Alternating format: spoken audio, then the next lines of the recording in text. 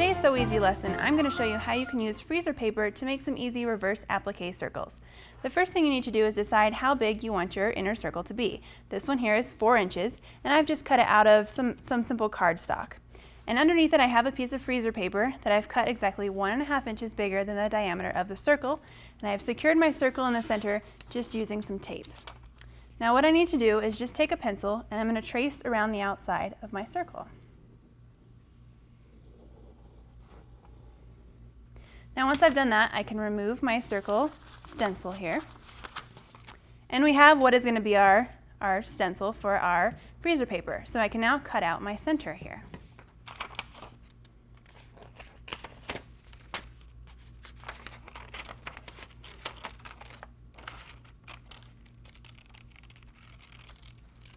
Okay, now that I have my circle cut out, almost, now we're going to fuse this onto a square of fabric. And with your freezer paper, you have sort of the waxy side and the paper side, and you want to make sure that your waxy side is on the wrong side of your fabric.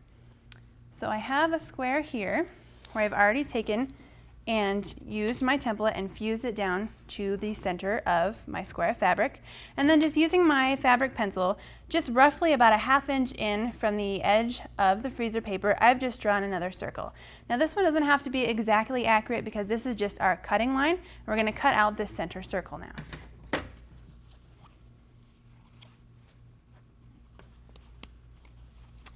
Okay.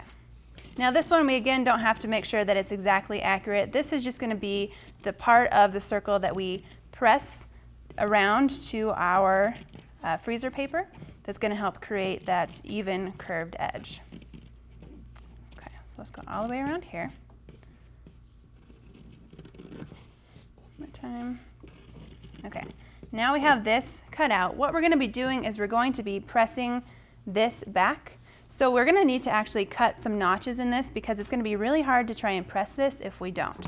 So you're just going to cut some notches and you're going to go right up to that freezer paper but not through it.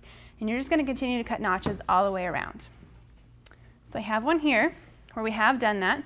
You can see these are really tiny notches. I've made a bunch of them. But the more you have, the better, because the easier it will be to fold those back and press those. So that's what we're going to do now. I'm going to take it over here and just start by folding some of these back and pressing it up against that freezer paper. Okay. And you'll just keep going around until they all lay in their circle like this. And I have one, we've already done that. And you can see here we're ready to take our freezer paper off of our circle. And so since we've just lightly fused it on using our iron, it should just easily peel right off. So we are left with this. And you can see from the right side, we have a perfect circle. So now we just need to put something in our circle. So you just need to decide what kind of fabric you want behind it. I just chose a blue. And we're just going to center it over our circle. So you just want to make sure that this piece of fabric is big enough to cover this entire area.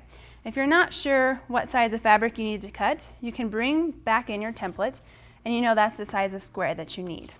So we're just going to center that over our circle. We're going to put a couple pins in it to hold it while we're stitching. And I'm putting them out in the corners, that way they don't get in the way when I am stitching around the circle. Do one more.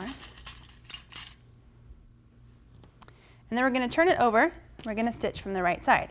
And we're just going to stitch as close as we can to the edge of our outer piece of fabric. Now this is an opportunity where you could use some orange thread if you didn't want to see it. You could also use some blue thread if you really wanted that extra pop of color. I'm just going to use a bright contrasting color of thread so you can see where it is I'm stitching.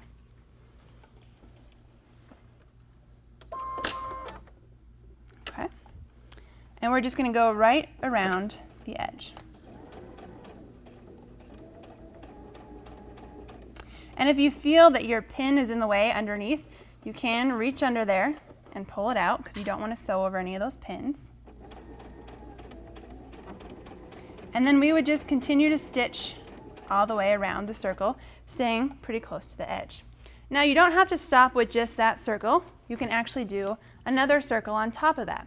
So we have one here where we've done the exact same steps again. We've started with another larger circle, cut out another larger square of our freezer paper, and then just repeated all the same steps.